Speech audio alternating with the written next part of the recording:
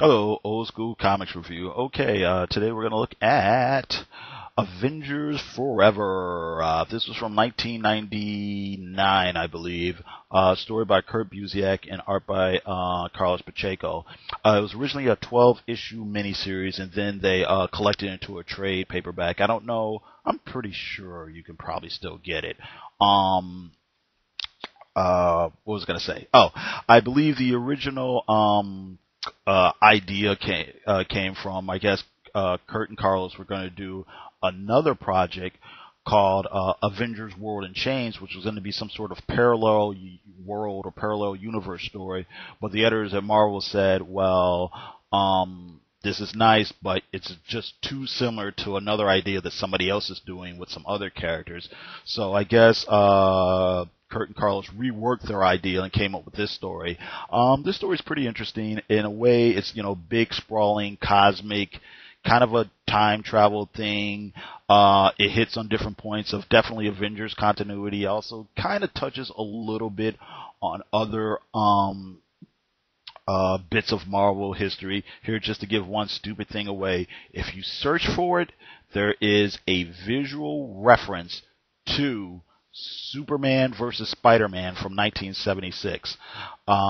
They don't actually say what it is in the actual story, but that's what it is. And actually, matter of fact, in the individual issues that I have, I don't know if it's in the collected versions. I hope it is, but in some of the individual issues, they have these little annotations, and it says something like, sources. You don't have to know this, but if you're interested, here it is. And there's lots of stuff where it's like, whatever. Evil Giant Man first appeared in New Warriors issue blah blah, or Fantastic Four such and such, or this person first appeared in this issue and that issue. So it's just little fun annotations and so on and so forth. Because like I said, it's full of references, not to just the Avengers, but the broad Marvel universe. But you really don't have to know everything. Basically, the setup of the story is, how do I want to explain this? Rick Jones, who was like friend of the Incredible Hulk, he was Captain America's sidekick for a short period of time. He was a partner of the 70s Captain Marvel for a minute. At the beginning of this story, he can't walk, and he's come down with some weird illness. The Avengers take him to Supremor, who's the Supreme Intelligence. The Supreme Intelligence is this artificial life form, this artificial intelligence life form that's created by the intergalactic Kree empire to kind of rule over and blah, blah, blah. And basically they were like, hey, Rick's sick, and we think he has similar energy signatures are in his body from last time, we had a big fight with, the Kree and the Skrulls in outer space back in the day, which is a reference to, or actually they say what it is. There was the Kree-Skrull War. And at the end of that story, it's kind of a Deus Ex Machina, and I hope I said that right. The Supreme Intelligence was able to tap into Rick Jones' brains and unleash, the hidden cosmic potential that all humans have, that we will someday achieve once we hit our evolutionary peak someday in the future. He was able to have Rick Jones unleash this energy and basically end that conflict. Okay, so they're saying like, hey, can you help us now? They leave him there.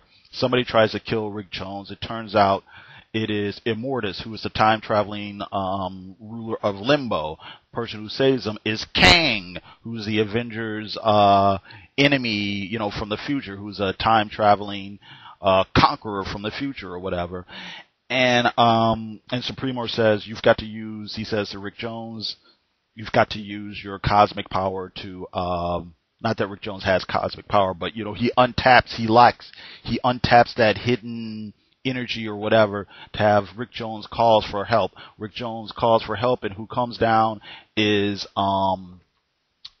various Avengers from various different timelines to basically help with the big conflict that's going to start.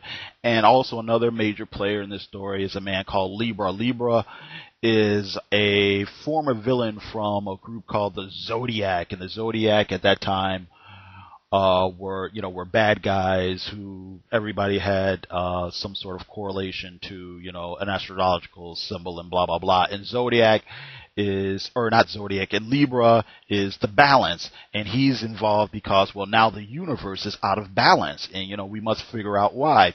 Basically, what's going on is in the near future, what's going to happen is evil Rick Jones or Jones Ricard is going to lead the Avengers and Avengers, high-tech galactic Avengers stormtroopers throughout the galaxy to kill, rape, and pillage everybody in the universe. And Immortus is involved because he wants to kind of stop this. And you finally figure out that Immortus has kind of manipulated things here and there throughout, Avengers history to kind of make things kind of run smoothly, or to stop this or start this, and to make this history, to make this bad thing not happen.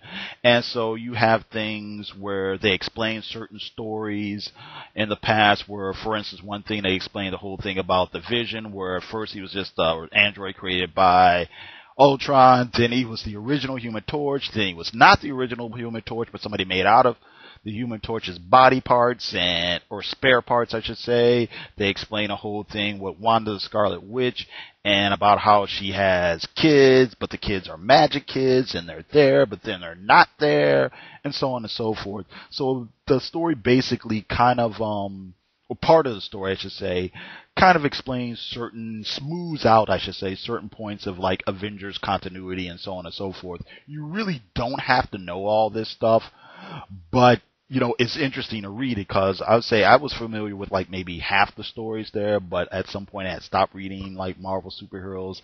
So some of the stories I didn't know anything about, stuff like, The Crossing and Operation Galactic Storm, but it didn't hamper my, understanding of the comic or whatever. Another key point in it, which I kind of got off track, is that Kang is involved, like I said, because Kang and Immortus are actually the same person. Kang is the bad guy from the future who travels back to the 20th century trying to conquer it. Immortus is his older self. The thing is, the two of them don't like each other, even though they're the same guy. And Kang, for his own reasons, wants to preserve this timeline. It turns out that, he's against Immortus' interference, and you find out, without giving too much away, there are other people involved, and this might somehow end the human race, and blah blah blah blah blah, and the same sort of thing you've seen before. I would say this story is actually a really fun romp, especially if you're an Avengers fan. But I think I don't know. I think anybody could read it and have fun with it. The only thing I would say is, at this point, this story came out in 1999. A lot of stories, it's similar to a lot of stories that have come out since then. I mean, if you've read any of these Infinite Crises things and Infinite War things and blah, blah, blah, it's going to seem kind of familiar to you, The timeline is going to get destroyed, the parallel universes and the multiverse is going to be destroyed, and blah, blah, blah, and everybody's got to get together and so on and so forth, or all is lost. But like I said, taken on its own, it's a really fun romp. You get to see, some reference to, pretty much every Avenger. Every Avenger doesn't necessarily, well, I take that back. I have to take that back, because without giving something away, I have to take that back. But you see references to most people who've ever been an Avenger. You see references to all sorts of evil superheroes and evil versions of the Avengers.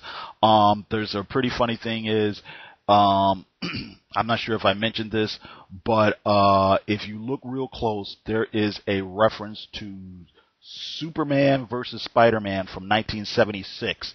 They don't say what the image is there. They don't actually say what it is in the story, but in the annotations, which I have in the original floppy versions, I don't know if it's in a trade paperback version. It should be if it isn't, but they have references to all the characters and when they originally appeared and so on and so forth. So that's another fun thing about this series.